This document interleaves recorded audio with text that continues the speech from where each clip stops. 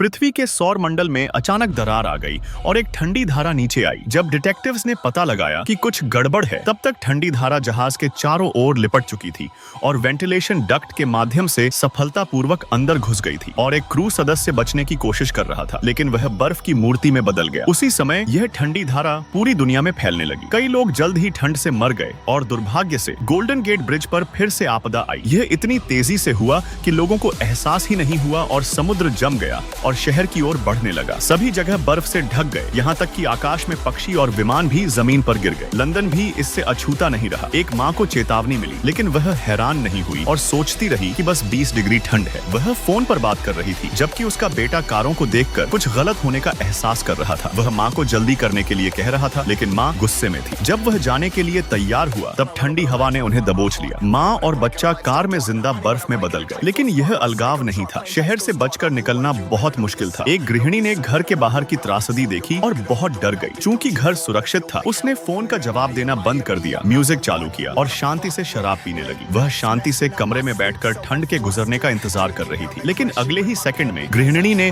समस्या का पता लगाया और तब तक बहुत देर हो चुकी थी। और यह सब कुछ दिन पहले विलियम की खोज से शुरू हुआ था। विलियम एक मौसम विज्ञानी है। उसने डिवाइस के माध्यम से पाया कि हाल ही में मौसम थोड़ा अजीब था। स्रोत हो सकता है कि गंध में कुछ समस्या हो। उसने तुरंत समस्या की रिपोर्ट की, लेकिन किसी ने उस पर विश्वास नहीं किया। उसके लिए काम और जीवन एक गड़बड़ था। आज उसने महसूस किया कि डेटा थोड़ा असामान्य था। वह चाहता था कि उसकी बेटी घर पर रहे और उसके साथ बातचीत करे, लेकिन बेटी ने गुस्से में कहा, तुमने मेरा 16वां जन्मदिन 3 दिन पहले भुला दिया, कहकर वह बिना किसी हिचकिचाहट के चली गई।